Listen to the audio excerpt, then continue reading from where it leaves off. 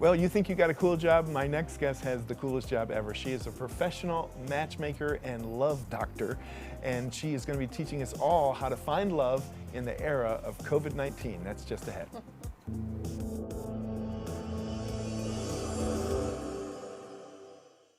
Many are predicting that the worst is yet to come, which is unfortunate, said one person here.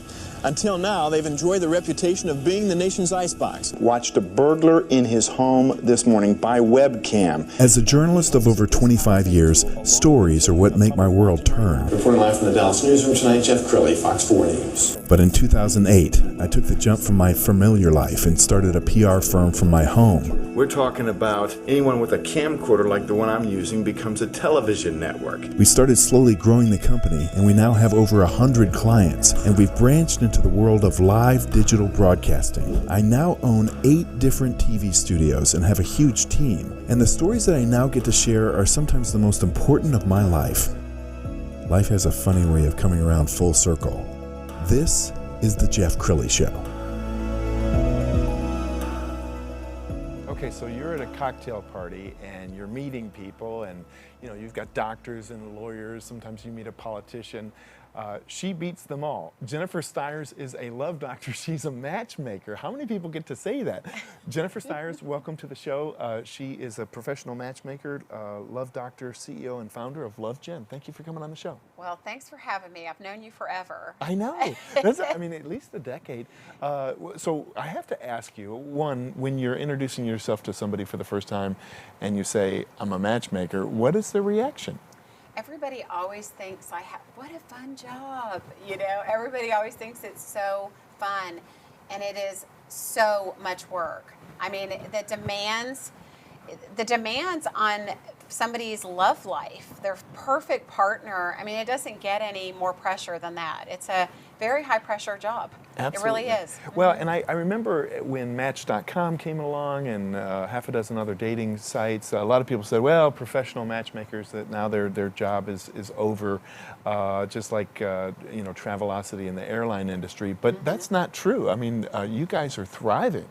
Yeah, not at all. The interesting part, I think, is it flips, because right now, with COVID, there's a lot of people going to online dating because people are kind of dabbling still at this point, right? It's right after they opened everything up, though, business just really opened up. Counseling was huge at that point. People had been in jail, right? And the people that were single, that were in jail, that were in lockdown, a lot of things came to the surface for those people. So counseling was huge after COVID, and people were forced to look at their stuff, which is what they don't do, Jeff. I think what was happening before pre-COVID, before quarantine, is that people were just out, dating everybody. They were out, they just ran from their problems. They didn't take the time to heal. They didn't take the time to self-reflect and look. They just kept going. And so quarantine hit, and then people had to slow down. Then all of a sudden they're like, oh my gosh, I'm messed up, or I need to work on this.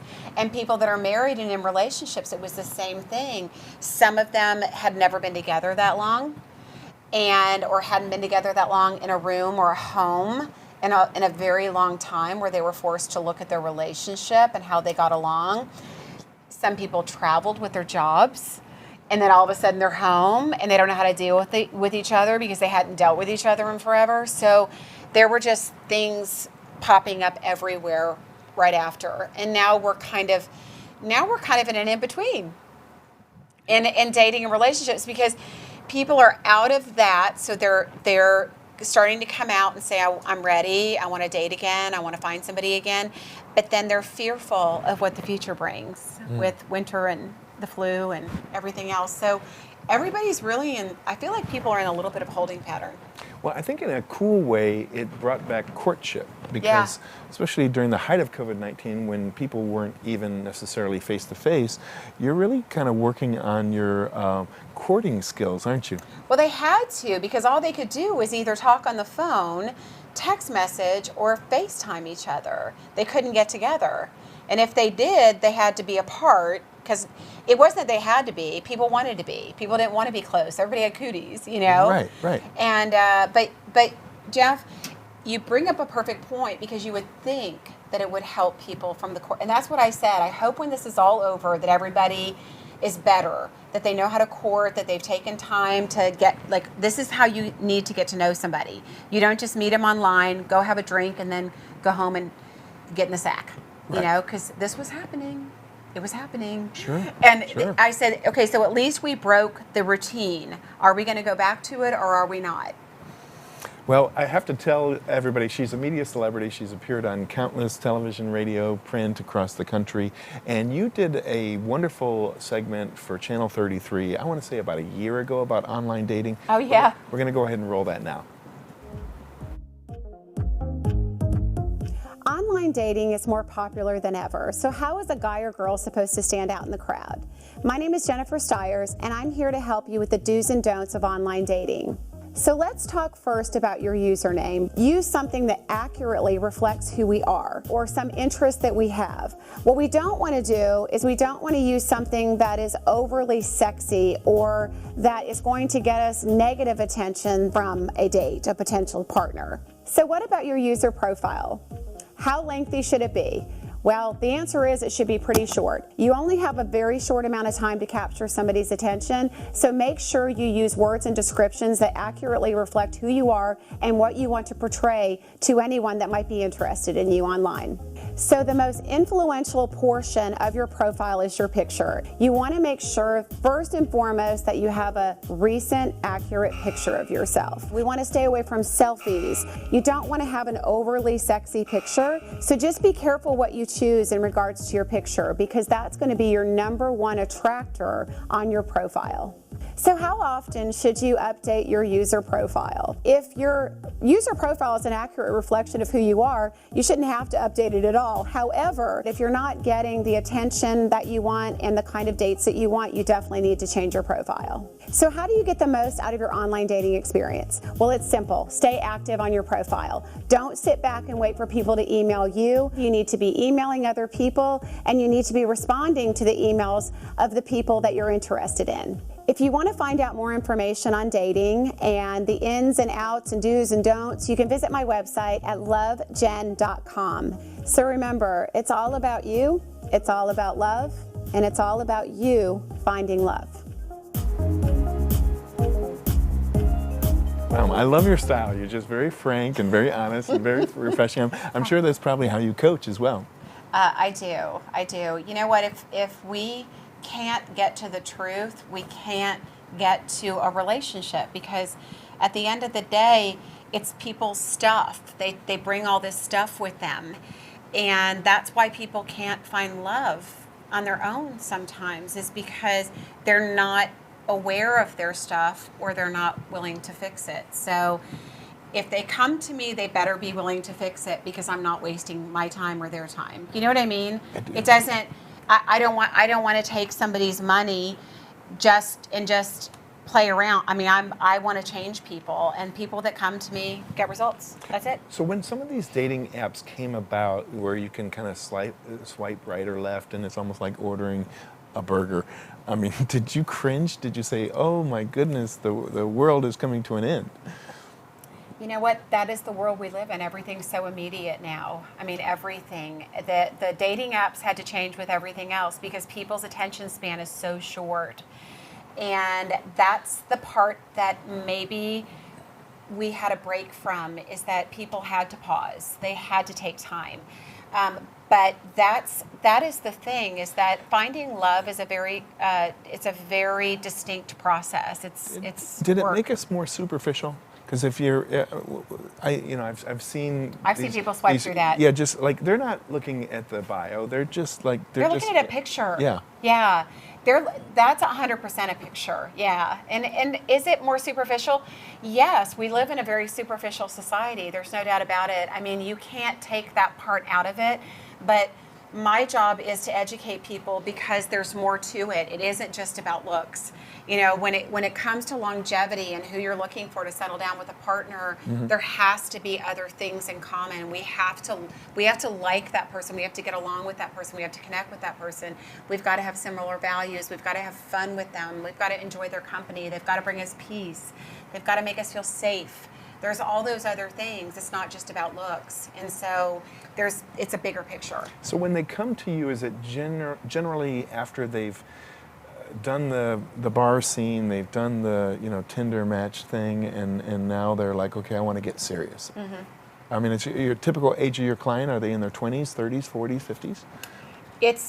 It varies. I mean, I wouldn't say not so much 20s, although I do dabble in 20s. It's mainly late 30s, 40s, 50s, and some 60s, but mostly 30s, 40s, 50s. So tell me what it's like to engage you. So if I'm your client for the first time, you sit down, are you kind of interviewing the client? Yeah, I do a pre-consultation over the phone to just kind of get to know that person, to see who they are and what they're looking for. I can pretty much gauge in about 15 minutes if they're a client of mine, if that would be somebody I would want to take on, and vice versa.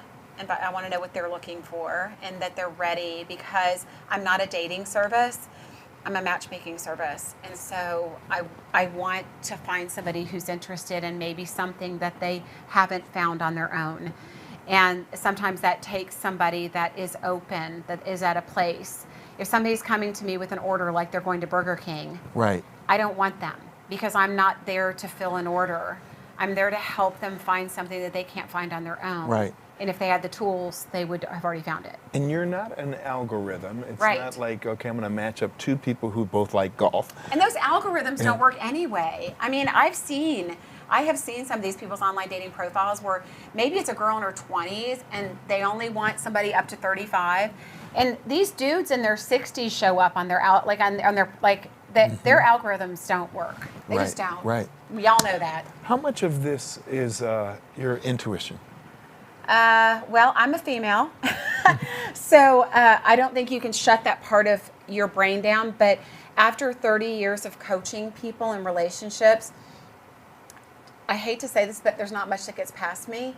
So in a 5-minute conversation with somebody, I can intuitively tell you things about, and they'll tell you I can, because it spooks people, because I can tell you things about people that they could go to years of counseling and never uncover. It's a lot of it is intuitive, but it is from doing it for so long and listening really, really well to people. I think people underestimate that in dating too. People will tell you everything you need to know if you listen. Do you know what I mean? I do. I know you know. I know you know. It's a gift. You truly have a gift. Does it give you joy when you? I'm sure by now you've been doing it so long. You've got marriages and kids and yeah. No, that part is amazing. You would think that maybe in my job that you would relish in that it would just be overwhelmed, like, oh, this is so exciting. And it's not to me. It's a great win, but that's what I'm supposed to do. That's my job. So yes, I'm happy. And then you move on. You know what I mean? Then you move on. It's great, but that's my job. Does that make sense? I envy you, because I think humans are complicated. And then you add in, maybe they go to a restaurant and the service is bad. I mean, there's so many variables that you can't. We try to control some of those, though. Okay. Through matchmaking, I do pick certain restaurants. I do.